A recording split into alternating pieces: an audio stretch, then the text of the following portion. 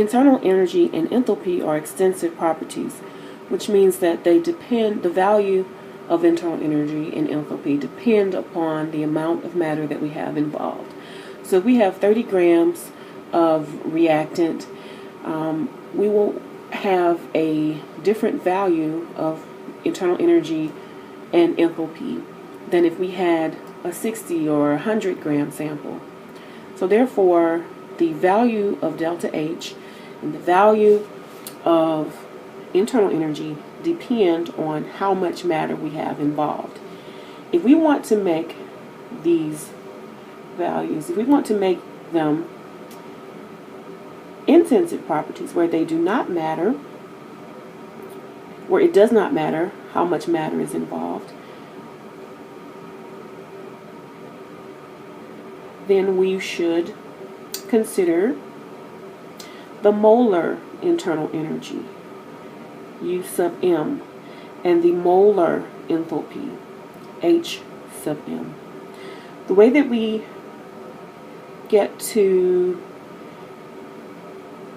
molar internal energy is by dividing the internal energy by the number of moles of substance. And the same is true for getting to molar enthalpy. And these values would have a unit of joules per mole. So that tells us for every mole of substance, we can expect there to be a certain quantity of energy released as internal energy or as enthalpy. Now, it shouldn't matter if you run this sample, if you are in the lab and you are determining the molar enthalpy or the molar internal energy for a sample. If you do that experiment and you have 50 grams of a particular substance, you should get the same molar energy value that you do if you run that same experiment using 30 grams of a sample, because that is a value that is reported on a per mole basis. And so anytime you run an experiment for the molar internal energy or the molar enthalpy, you should get a standard acceptable value that can be applied to any system.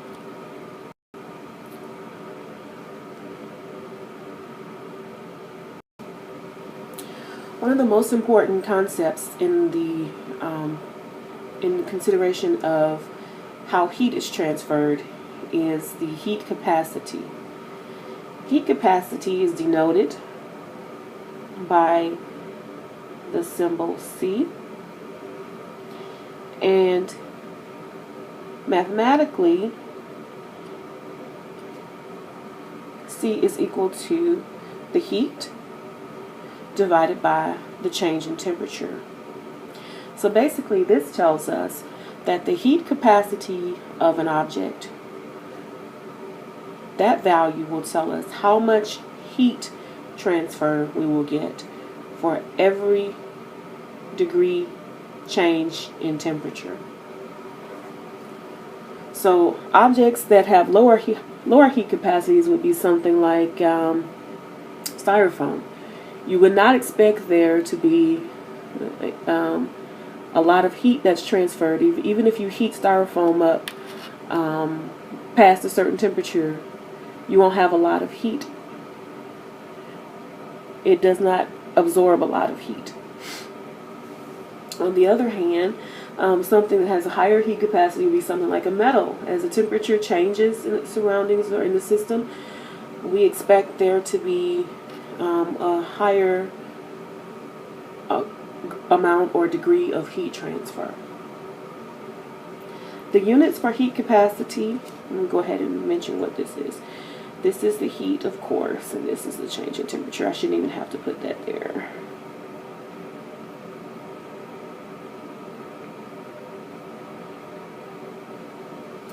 The units for the heat capacity are given in joules per Kelvin or joules per degree C.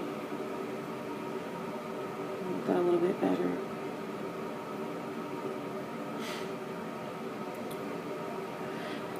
The only time where the units of Kelvin and degrees Celsius are interchangeable is in the event of when we have delta T calculations. And the only reason that is consider going from an initial temperature to a final temperature. If we have 1 degree Celsius is our initial temperature and 10 degrees Celsius is our final temperature. If we convert that 1 degree Celsius to Kelvin, that would give us 278 Kelvin. And if we convert, 274.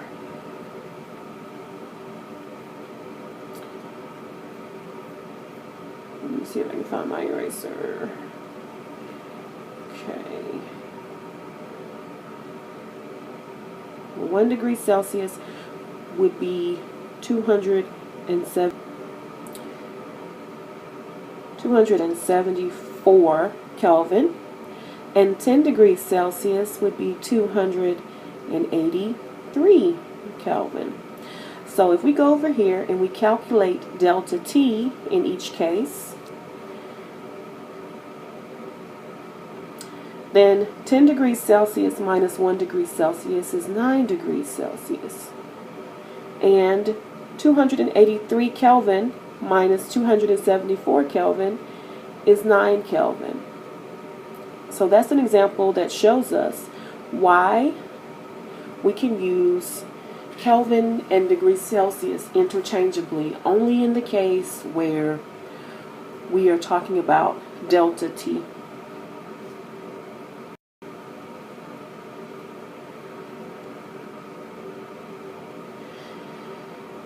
Just a quick example of how to use the heat capacity equation. It's so simple I probably shouldn't even do it, but I will. If the heat capacity of water is 0.5, and this should have a unit here, joules per Kelvin, and a temperature rise of 4 Kelvin is observed when the object is heated, how much heat is transferred? So we have given that the heat capacity is 0.5 joules per Kelvin, and that our temperature change is 4 Kelvin. And we want to know how much heat is transferred. So we're solving for Q. And that's supposed to be a question mark, although it doesn't look like one.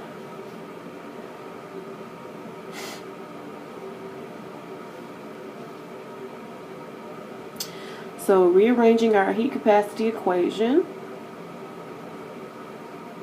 to solve for Q, Q will be equal to heat capacity times the change in temperature. Heat capacity, 0.5 joules per Kelvin. Change in temperature, 4 Kelvin. So we get an answer of 2 joules as the amount of heat that was transferred.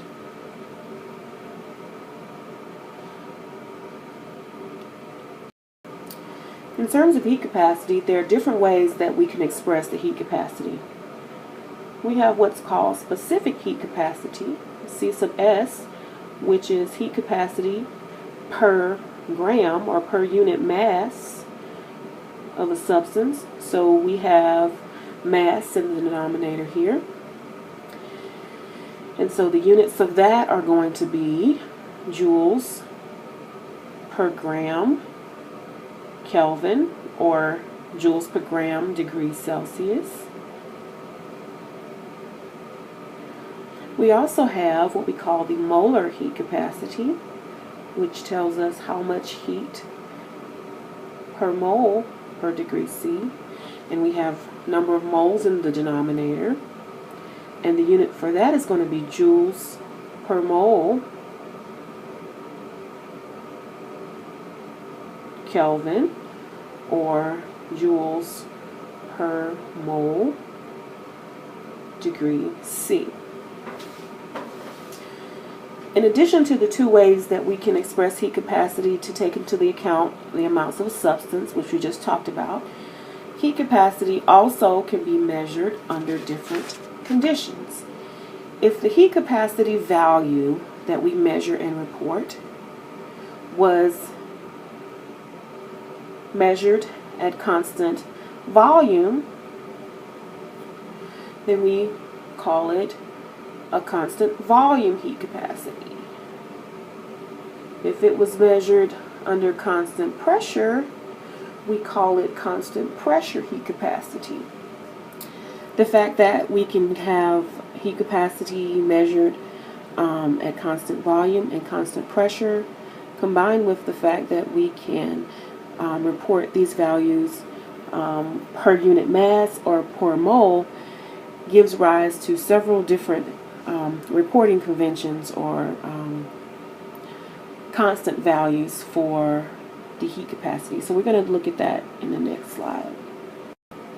So what I'm going to try to do right here is to just give you a summary of all of the different ways that heat capacity can be expressed, so that if you see it, you'll know exactly what you're being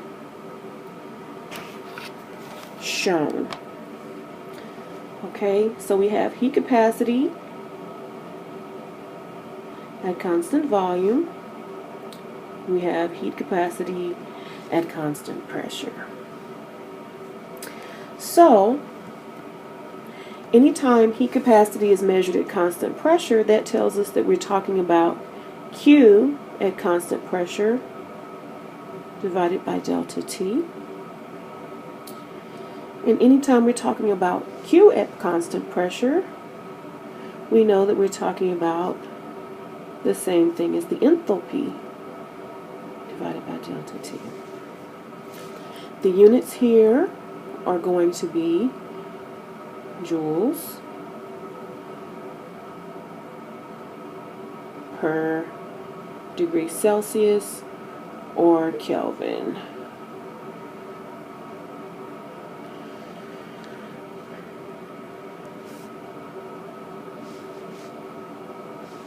I'm going to just put joules per Kelvin for all of these, and you know that because we're talking about delta T, that the temperature units are interchangeable.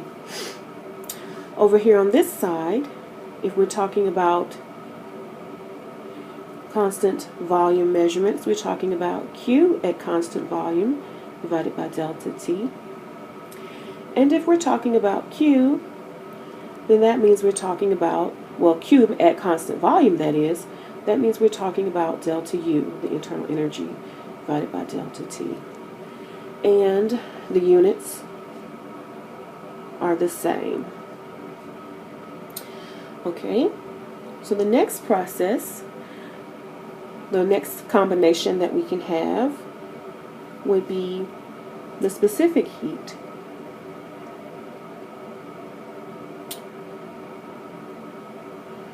Specific heat at constant volume.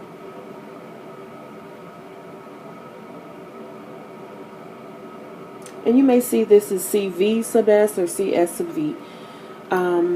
It's probably better to just stick with putting the conditions under which it was measured first.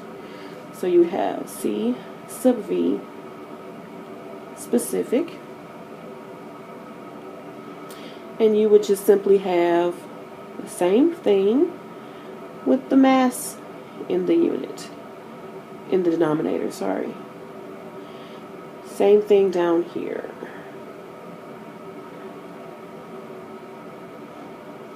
Okay. Over here, specific heat at constant pressure,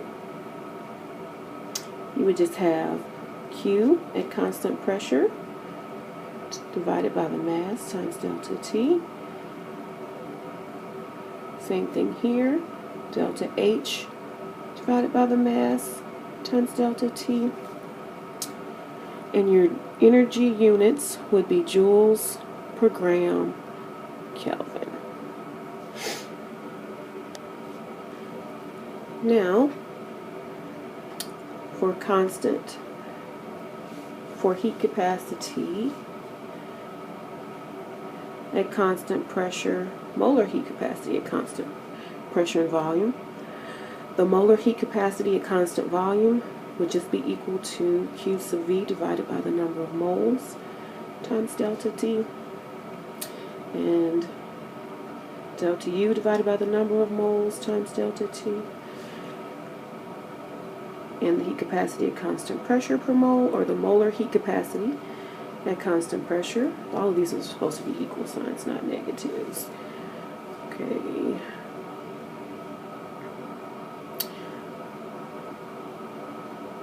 Get all that straight. Okay. It's simply going to have everything the same except for we're putting moles down here.